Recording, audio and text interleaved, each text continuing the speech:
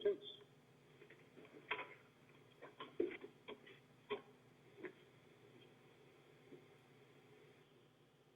I pledge allegiance to the flag of the United States of America and to the republic for which stands one nation under God, indivisible, with liberty and justice for all.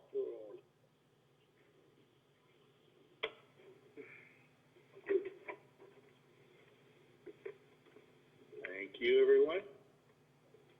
Now, have a moment of silence for those who have lost their lives in service to our community and those who have lost their lives due to COVID.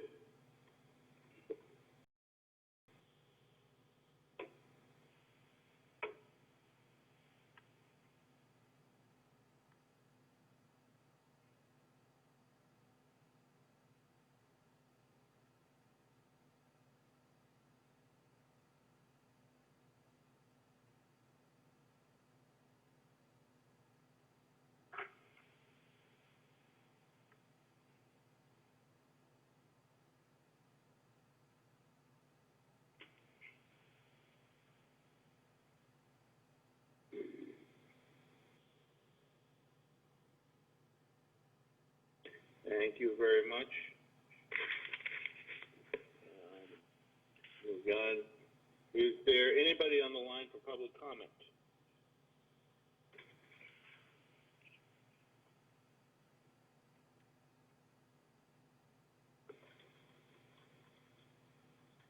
Hearing none, we'll move on. I'll entertain a motion to approve the minutes for our last meeting of March 18th.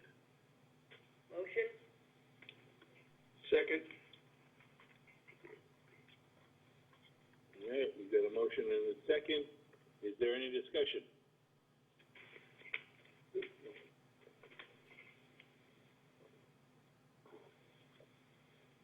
Hearing none, we'll take a vote. Greg?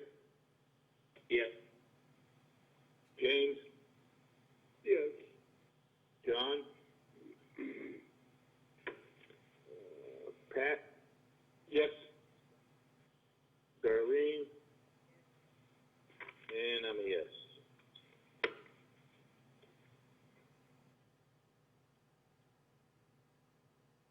Thank you, everyone. Nothing for appointments or hearings. Is there anybody from the Board of Selectmen?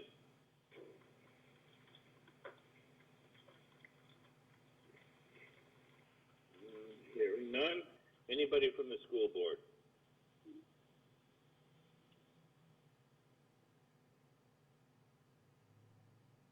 Hearing none. I've got no old business under new business. Mr. Collins is not here, so there's no presentation on him, so we can get right into the town warrant and dealing with the articles we still have to take action on. So the first item we have to take action on is in the special. It's the first article. It's the snow and ice. We now have an amount for that, which is $59,218.29.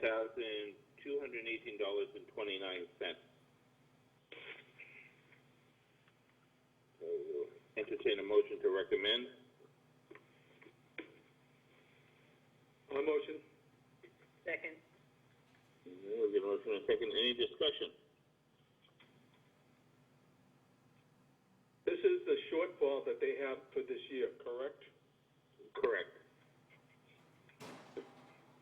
The winter's passed. Timely. But they basically have brought, purchased this material. This is to pay for the material they've already purchased, correct? So. That's correct. Yep.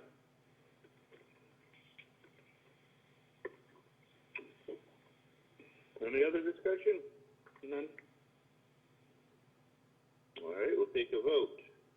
Darlene? Yes. Pat? Yes. John?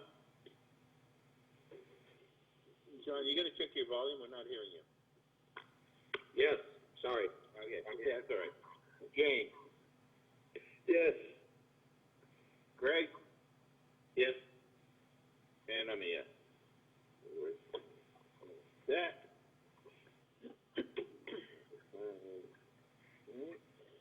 The next one that we have to deal with is the wastewater article number 6. Entertain a motion to recommend that article.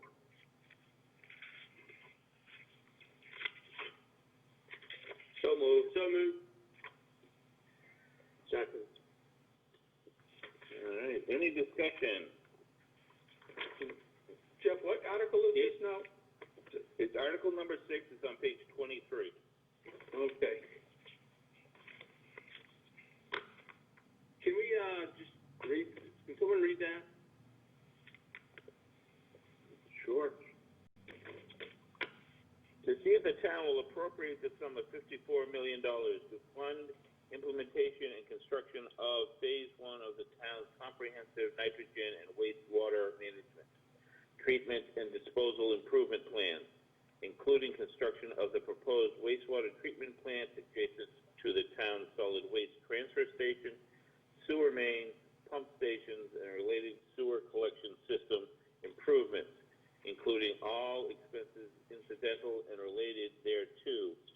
The project to authorize the treasurer with the approval of the Board of Selectmen to issue any bonds or notes that may be necessary for that purpose, and to apply the premium received by the town upon the sale of any bonds or notes thereunder, less any such premium applied to the payment of the cost of issuance of such bond or notes, to pay project costs and reduce the amount authorized to be borrowed by the amount of the premium so applied, and further, to authorize the Board of Selectmen and or town manager to apply for and accept any federal, state, county, or other funds that may be available for this purpose, and to enter into intermunicipal agreements for acceptance of any such grants or funds which shall be used to offset the total appropriation authorized herein, provided, however, that this appropriation and debt authorization shall be contingent upon passage of a Proposition 2.5 debt exclusion ballot question pursuant to General Law, Chapter 59, subsection 21C, K, or take any other action relating thereto. Thank you. You're welcome. Who wants to interpret that? Well, it seems to me that the net of it all is it has two features. One is to get the voters to agree to spend $54 million on Phase 1 as amended of the sewer plan, and the second part is to have a debt exclusion of the same amount. Correct. And I really wish we didn't have to go for a debt exclusion, because we were told at other meetings that the projections are that we could pretty much cover the cost of this, but I guess a debt exclusion is required to do the project. Yes. That's what I heard. In order to get those state revolving funds, the debt exclusion is required. Right.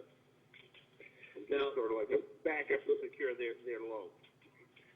the way it works, I've recently learned in practice, is the debt exclusion allows us to borrow funds as necessary for a relatively short period of time in anticipation of eligible costs that we incur, then being reimbursed by the revolving fund that we're participating in with the state. So to my way of thinking, I kind of liken it to a construction loan. If you're building a house, you know, you get incremental amounts from the construction loan, in this case the debt exclusion, that you use to pay incremental costs that you otherwise don't have the funding for. And then eventually the state will reimburse that, at least the eligible ones. You know, ultimately, if everything goes well, nets out to no unnecessary borrowing. but there will definitely be borrowing against that debt exclusion of certain amounts from time to time during, I guess, the 2 to 3 years that the construction is happening. And otherwise, it's a 20-year bond, as I understand it. The good news is that it can only be used, the debt exclusion, for phase one, and not carried forward to future plans for any further expansion of the system. And and my understanding too, John, it cannot be used for cost overruns beyond $54 million. That's my understanding as well. That's correct. The language of the debt instrument itself, they tend to be very specific and very, very precise as to what the funds can be used for. Right. Now, an interesting sidebar, at least to me, is the town manager told us last week, I think it was, in response to our Q&As, that the contingency that was built into the $54 million was 15%, which is $8.1 million, which to me, as contingencies go, seems to be a pretty generous amount. And the good news is that because of that, it sounds like GHD is projecting the cost at, some roughly $8 million less than the $54 million that they put on it, because $8 million of that is the contingency fund. But when you look at the fine print of the SRF, the revolving fund from the state, an eligible cost is capped at 5% of whatever the contingency is in the plan, which would be $2.7 million. So one unanswered question so far, and hopefully we'll all get clarity on it further, is if in fact we do have a contingency need in excess of 5%, will it be eligible or not for the state revolving funds? And if not, then that means we have to use our available local resources from the WIF or rooms taxes or wherever else it's coming from, if I understand it correctly. Complicated. It is complicated. And we've asked a lot of good questions, and I don't know how long everyone else has been following this, but I've been following this since 2007, 2016 when it came on my radar. And I've been to most of the meetings, and some big meetings a couple of falls ago, and they discussed numbers of how much it would be. And every number I heard was anywhere between like maybe 50 million and 55 million. Lots of times that number 51 million came up. But every time that was mentioned, it always included Group A and Group D of Phase 1. GHD included that price for the whole phase, including Phase A. Now, all of a sudden, because they're up against it, they cut Phase A out and we're only going with Phase D. And that's fine. I understand you have to adjust. But you can't tell me they did not know somewhere along the way that was going to be more. Because they've always had the numbers. They were always looking at the numbers. They knew how much it was. And so when it comes down to the rubber meets the road, they decided to cut off Group A to make the numbers match a number that would be, more palatable or tasting to the voters, I guess. So it's tricky for me. And we've got to watch the spending as it goes forward with this company because they'll do it again, in my opinion. Yeah, and that scaling back by eliminating Section A, which really only was endorsed 2 weeks ago by the selectmen through the GHD proposal, represents $11 million. Correct. So if it weren't for scaling it back, we'd be looking at 65, not 54. And to that point, I can understand missing it by a couple $1 million for Section A. But they missed it by $11 or $12 million. Come on.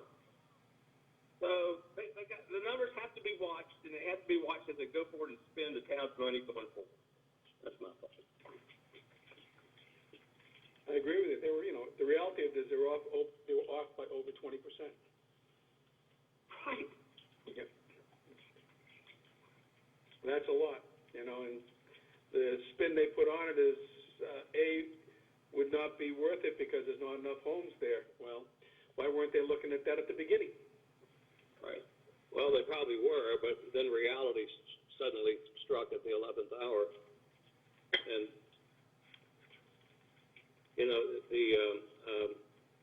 the other thing that occurred to me, back to the contingency, to me, any project, the larger the contingency suggests that there's not a high level of confidence in the projections and estimates that are being made. So if you're sure of the numbers, you don't need a contingency because it's a given. But 15% is a lot of wiggle room for $8 million, and so it leaves me kind of with the unsettling feeling that between scaling back the project and having a sort of an inflated contingency is in anticipation of unknown future costs that have not been anticipated or expected so far. Well, I don't know if on the projects that I'm involved in with the larger condo projects, the 10 to 50% contingency is very common on large projects, $2, $3, $4 million projects, because they just can't see what's behind the door, so to speak. And I can understand it; they can't see what's under the roads. Right. So they,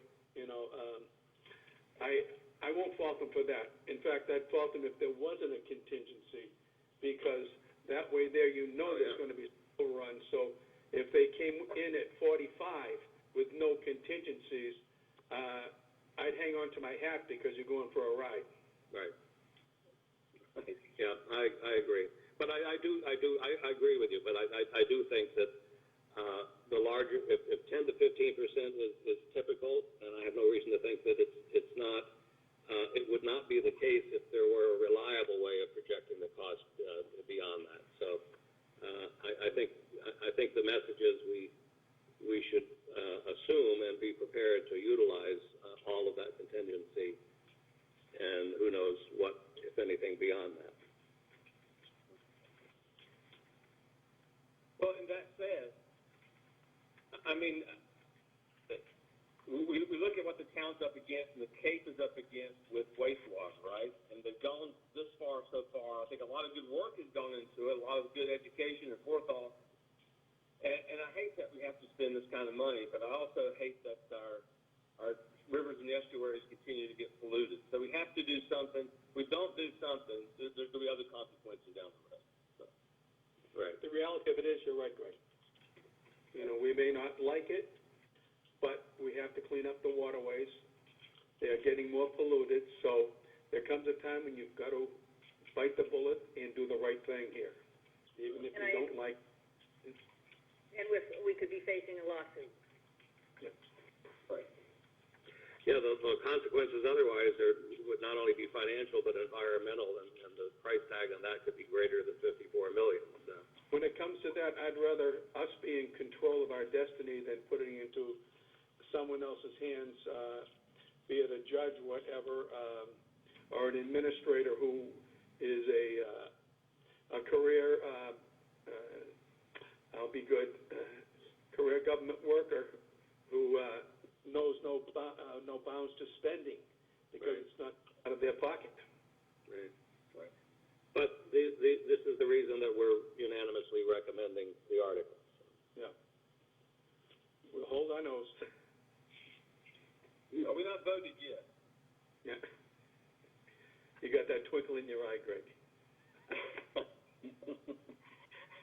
You know what? I tell you, if I've asked a lot of questions, and I know I drove slightly crazy probably, but he's answered my questions, and others have answered my questions, and I appreciate that. But if I have those questions, other people have those questions, and I think it's important to have as much transparency as you can. So good for them for putting up with our questions, right? Yeah, well, he did answer them directly. I'll give him that much, I'll congratulate him for that. And he did explain about why the change for A. It was an economic, but it seemed like they did their homework. Once the numbers started coming in, then they really did their homework to see if there's a reward to spending that, or can you use your funds more efficiently somewhere else and get more bang for your buck. Like when he talking about the amount of properties they're doing. They're picking up a couple condos, so that one connection's going to pick up about 150 in one complex, and I don't know how in the other, maybe 120. They're picking up, three. I'm going to use a round figure. It may not be accurate, but I'm pretty close. Of 300 households compared to running A when they're going to, with all that money for 200, where two connections pick up 300. So there's your volume that you are getting a bang for your buck there. Yeah, correct. Well, I think. No, I was going to say that basically, unless we explain this and they explain it as they've explained it nicely when we've asked the questions, the residents of Mashpee are going to be confused. So it's nice to have the information out there. Well, I think that the person that they have hired a skilled person to educate the public. I don't know if he started yet, but I think that'll be a real pivotal assignment to get everybody thinking in the right direction. And just anecdotally, based on street talk and social media and so forth, what most people seem to be hung up on is the need for the debt exclusion. Because one of the selling points is that with the financing that we've arranged, that the impact on the tax rate would be zero, which is better than the 153 that was being talked about before, or higher. But I think there's a lot of confusion about the need for the debt exclusions that can be explained. We understand it, I think, now, but the average person doesn't. And where it's bundled together as part of the same article, that's going to take some finessing. Is that in our explanation that, we need the debt exclusion so that we can get the funding? That's a good question, because to Rodney's answer to some of our questions, there's a requirement for the debt exclusion to get the state revolving fund. Is that actually in our explanation? I'm looking at it here. We could make that clearer as I read it. I'm looking at, Rodney's responses about some of the questions.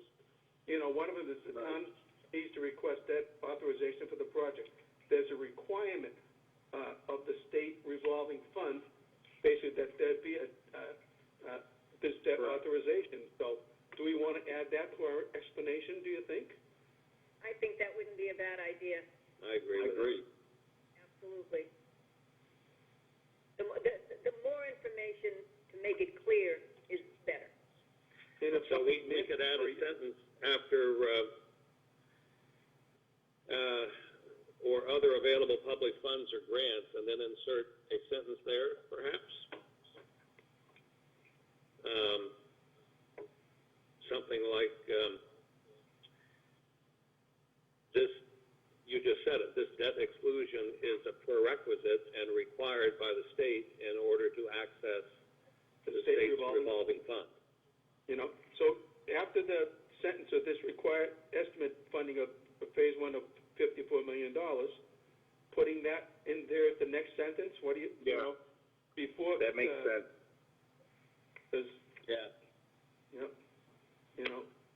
The debt authorization is a requirement of the state revolving fund to get. You said it very good, John. I kind of screwed that up. Sorry. I'm not sure I could do it again. Go for it.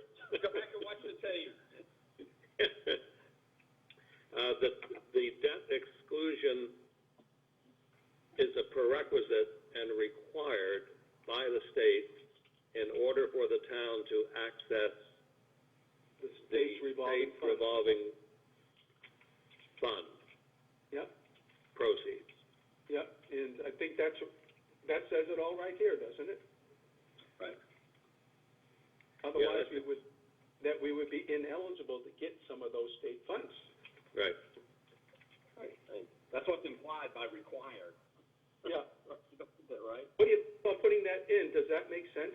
That's why I was reading Rodney's explanations and looking at our FinCom explanation.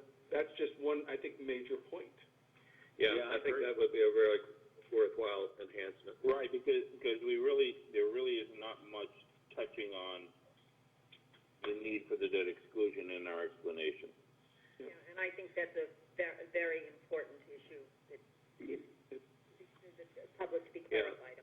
It's not in the selectmen's explanation either. That's correct. Yeah. I was just going to say that. Yeah. So we jumped ahead of them. Kathleen, do you have that sentence? I do. The debt exclusion, Yeah, go ahead. you want me to read it? Well, you want me to read it? The debt exclusion is a prerequisite and required of the state in order to access the SRF proceeds. Yep. I would spell out state revolving fund, and then you put the SRF on the Revolving fund proceeds. Yes. Okay. Okay. And did you And say where would did you say requirement? And required. And a requirement. It would be requirement, prerequisite and requirement. And a requirement. Yeah.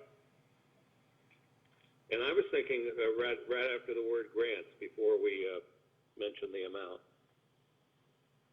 Subject to.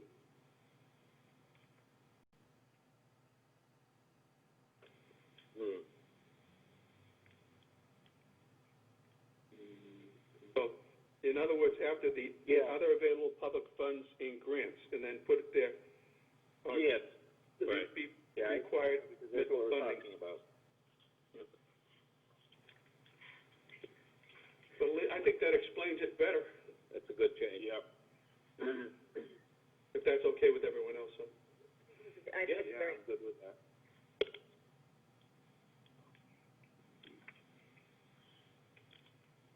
I think one other thing is kind of that you'll see people are still trying to process. And this person is going to be coming on board to explain this whole program.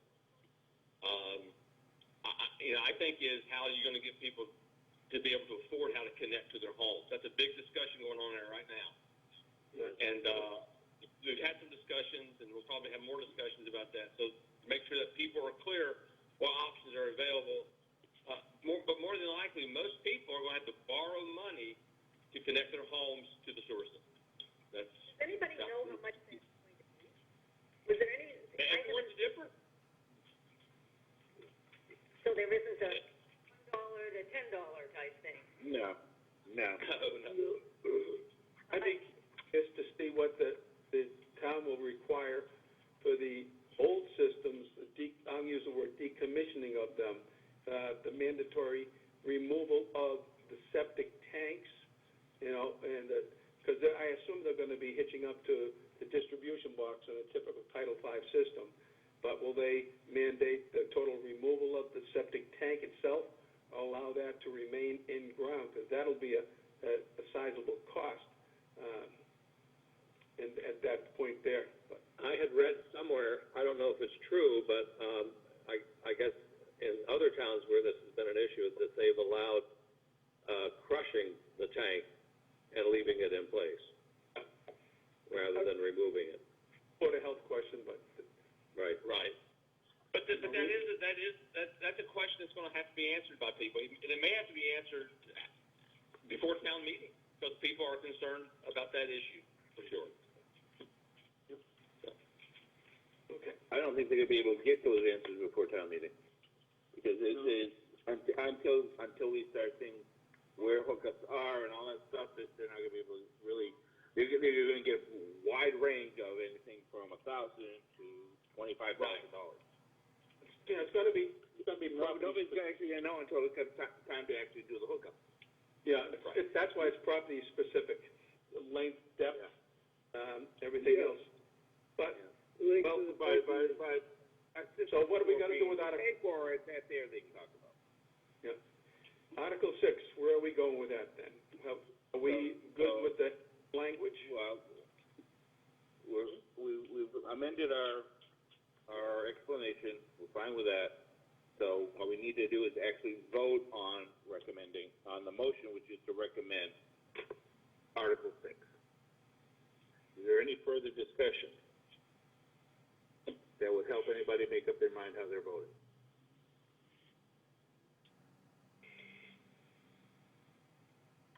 Hearing none, we'll take the vote. Greg? Why did I know you were going to come to me first? I vote yes. James? Yes. John? Yes. Pat? Yes. Darlene? And I'm a yes. All right. That puts Article 6 to bed for the moment. That moves us on to brand new article, Article number 8. This is the flow neutral bylaw. Article 8 says, to see if the town will vote to adopt a general bylaw to establish flow neutral regulations applicable to present and future wastewater treatment systems and sewer service areas in the town as follows, or take any other action relating thereto, and I am going to dispense with the reading of the rest of the article. Oh, come on now. Well, particularly where the rest of the article is 4 more pages. Exactly. Yeah. Good. And I had to read it. Now, We're looking for a motion printed to in recommend. draft number 1. All right, so we're looking for a motion to recommend this article. I'll make that motion. And I'll second it. All right, any discussion on this article? How would you break this down for people? The lowest common denominator. After looking at 4 pages. Well, basically, let me read my explanation and see if that does it for you. This article adopts a general bylaw which sets the wastewater flow limits to any on-site sewage disposal or sewer system as those flows permitted for the property as of July 1, 2015, the effective date of the Mashpee Comprehensive Wastewater Management Plan. Property owners will be allowed to make modifications to their property so long as the net effect of those modifications do not exceed the established flow limit for the property. By adopting this bylaw, the town would qualify for 0% interest financing from the State Clean Water Trust. Greg, is that, Jeff, is that the town qualify for 0%? Yes. Or the homeowner. Or the homeowner? No, It's town. no, I believe it's part of the town, the requirement for the town to get the overall loan 0%. Yes, it enables the town to qualify for 0% financing. Otherwise, the state revolving fund, I believe, would have an interest of like 2% on it. Okay. Yeah, that works. That makes sense. That makes sense. I'm just looking to see, there was some discussion last time about, after it's put in, can you get a variance, or can you go to the board, health department, or sewer commission, the variances, there it is, that's what I'm looking for. I want to read that just real quick. That's 108.6? Yeah. Yeah, 108.6, right. Variance for what? To build another bedroom or something? Right, that's what I'm Yeah. trying to figure out. It In there. It does talk about additional bedrooms. Significant capacity. What'd you say, James? At length it explains it. Multifamily, non-residential. Gotcha.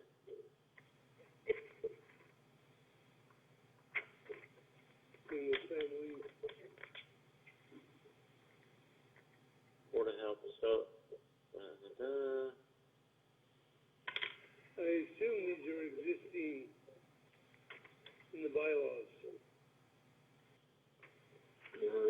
this is a brand new bylaw.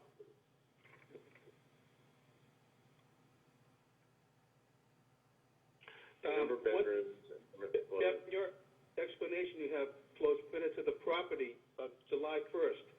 But when you look at, on page 26, paragraphs, non-residential development, existing developments, it says they can increase it to no more than 10%.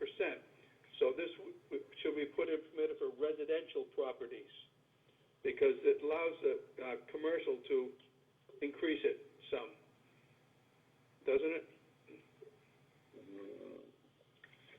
C1A.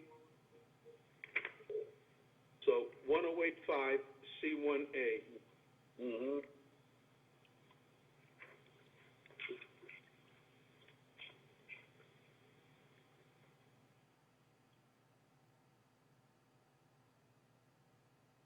But in your explanation, if we simply put in permitted for the residential property of July, All right. Yeah. does that make sense, or do you see where I'm reading that? Yeah.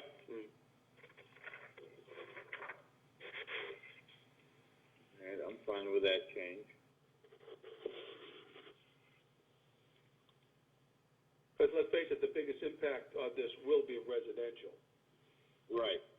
And so, I just don't want someone to say, all of a sudden say, what's this here, the exception to it on a commercial property, which I would say makes sense because we have to let commercial be a little more flexible. We need that tax base, and we need the jobs, et cetera, so. It's interesting, though, Pat, that section C addresses existing residential. No, it says including residential to non-residential. Oh, okay, got it. In other words, if you've got residential and you're going to convert it to non-residential, so Right. it then becomes commercial property. Changes of use.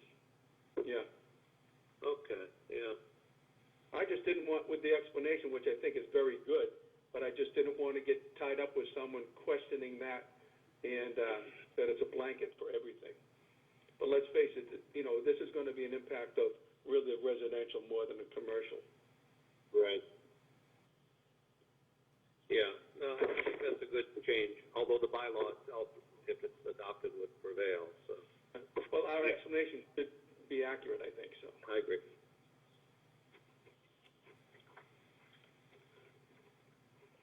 I'm looking at this, I'm still looking at this real quick.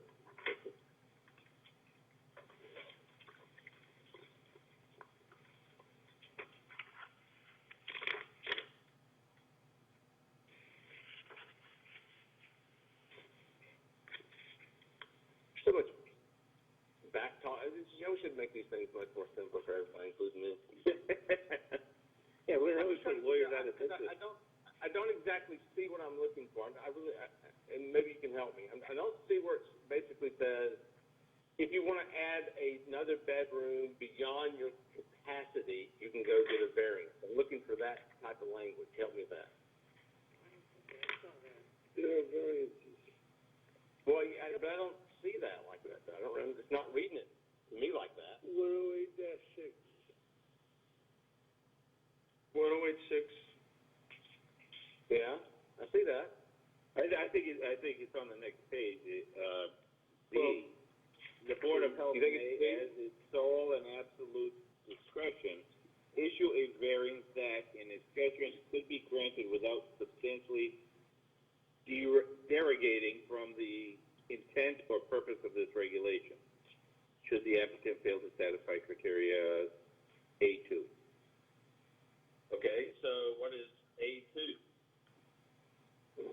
That is, with respect to on-site Title V disposal system, should the Board of Health determine sufficient capacity exists, the applicant must then demonstrate that a septic system for the total number of bedrooms or non-residential flow requested, meeting the provisions of 310 CMR 15, Title V, without significant variances, can be cited on the parcel.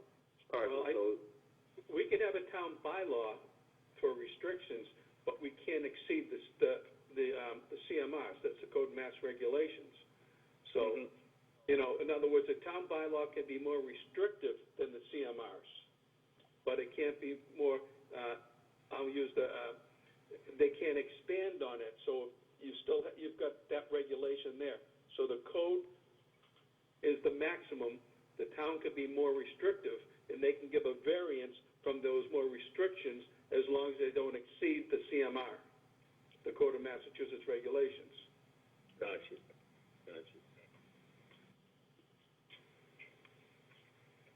Pat, you work a lot with law. Yeah, I do. And so, how do you, or anyone answer this question, how do we balance this to the rights of property ownership and home ownership versus what you can do to your property, can't do to your property? Well, you've got to anybody.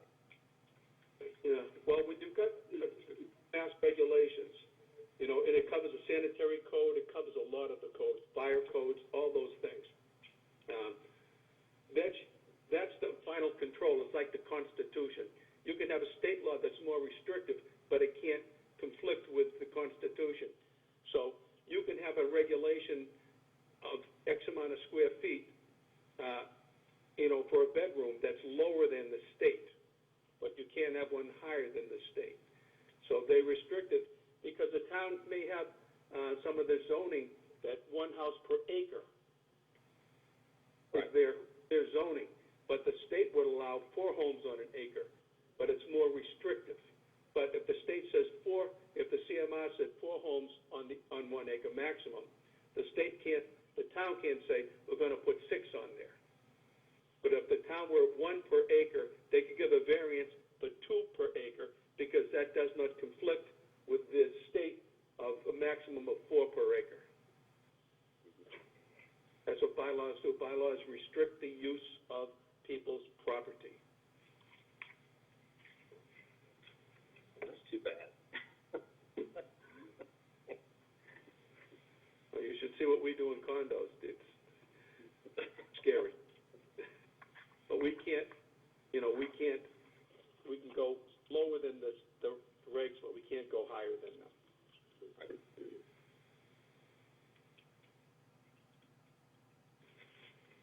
so maybe this might be a useful exercise for somebody, probably not one of us at town meeting, but,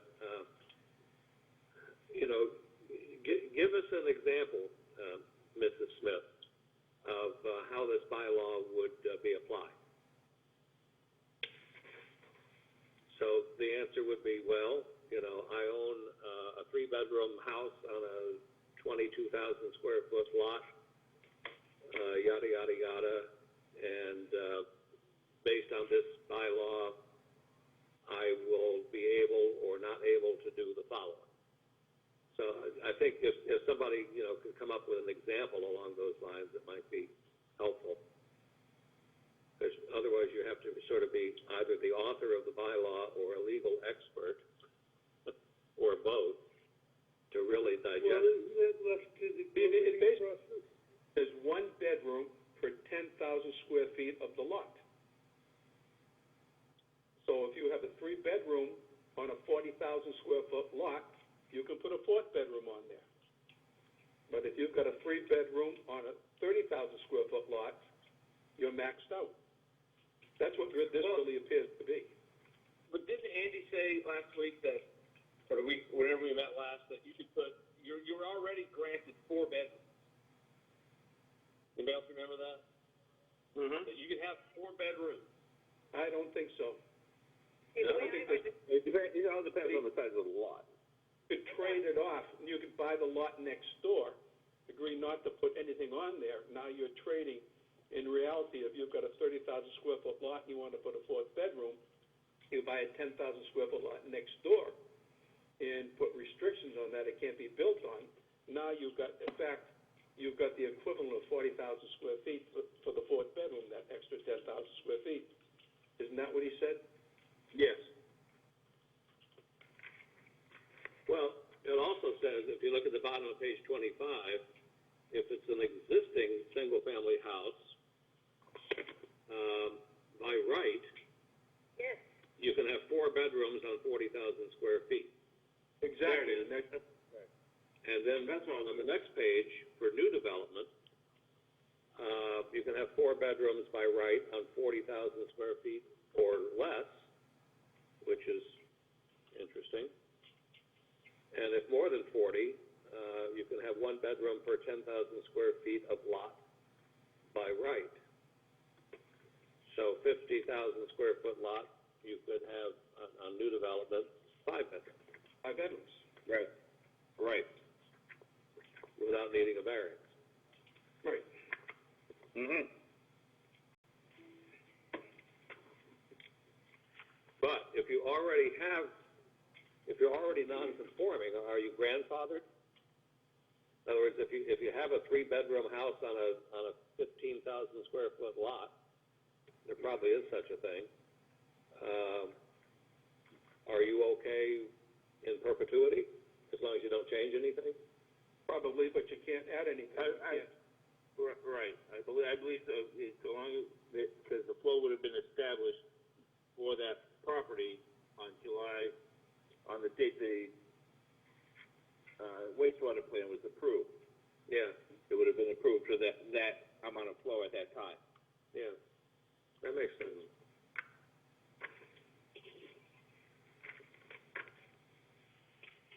Well, Anything further anybody needs to be able to make up their mind and vote on this article? I'm good. I think this provides a good opportunity for the consulting engineers of the world. All right, hearing none, we'll take a vote. Darlene? Yes. Pat? Yes. John? Yes. James? Yes. Greg?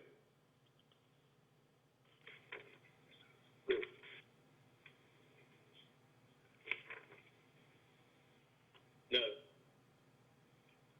And I'm a yes.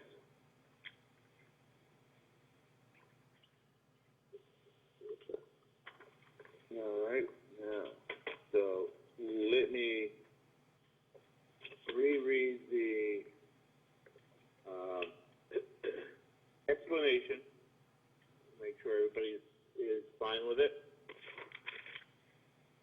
This article adopts a general bylaw which sets the wastewater flow limits to any on-site sewage disposal or sewer system as those flows permitted for the residential property as of July 1, 2015.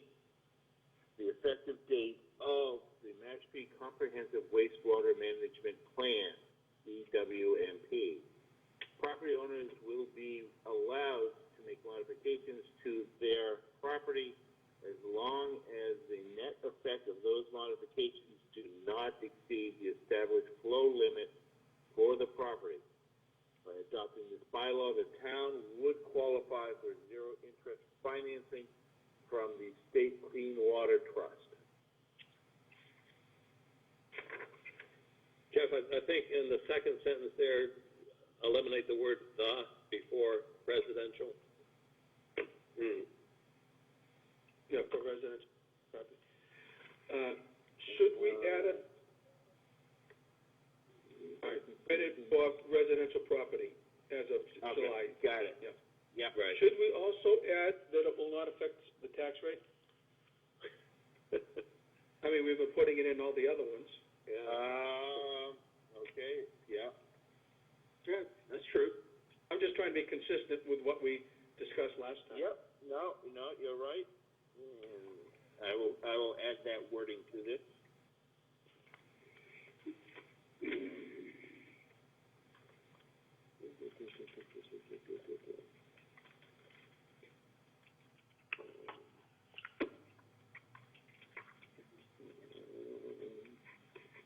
Just trying to find the right wording to put in there.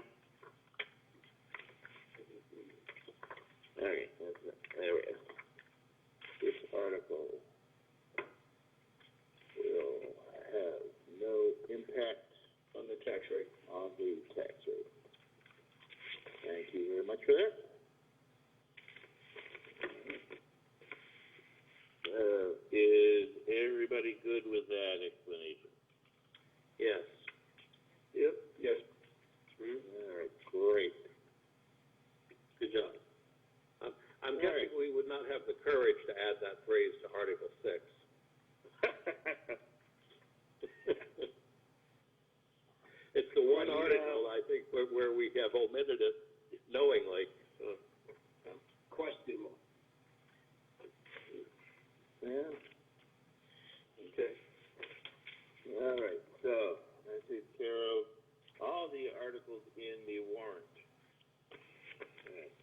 So the next thing on the agenda is to go over the potential charts and graphs and see how everybody is with them. Let me get this here.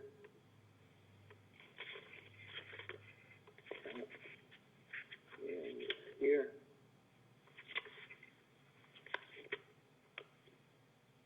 See if everybody can see that. Pages 5, 6, and 7. Yes.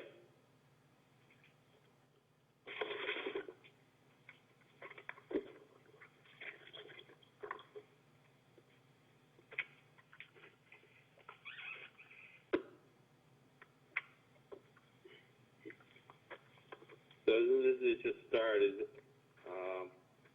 I will say that the information for the capital improvement is being modified. I just got the actual for 2020 numbers today. So that will be updated.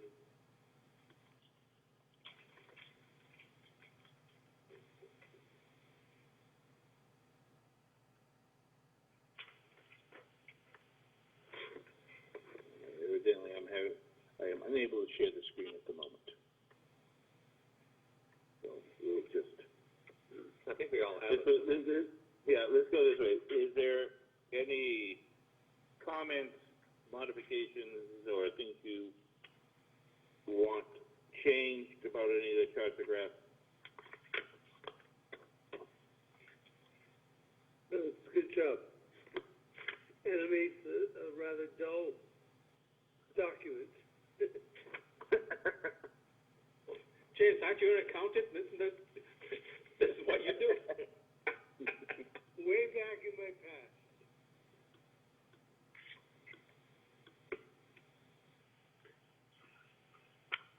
I mean, there's a lot of information, but I think the way you break it down in graphs and charts, I think it will help people, as James said, to develop documents. So anything to help people break the moment, right? Yeah. Look at. I mean, I think what we started last year with this, going back to putting charts and graphs in, was a really good idea. I agree. It does help make things a bit more understandable. For me, I personally, I love working with. I would rather look at the chart or a graph of something that reads the numbers in a table. People like visuals. That's Yeah. visual. And for those who don't want to read, they can visualize. Yeah. All right. So if we're good with these, other than the modification I'm going to make to the CIP one. Also, on there, I'm making it clear that the CIP for 2020 consists of both what's in the annual meeting and the special. Because the amount for the budget actually is the two amounts combined. It's just in two different sections. So before it just said it was Article 3, but I'm modifying that to make sure it says that it's in the special as well as the annual. All right. So other than that change, which I will get to Terry, we're good to go on the report.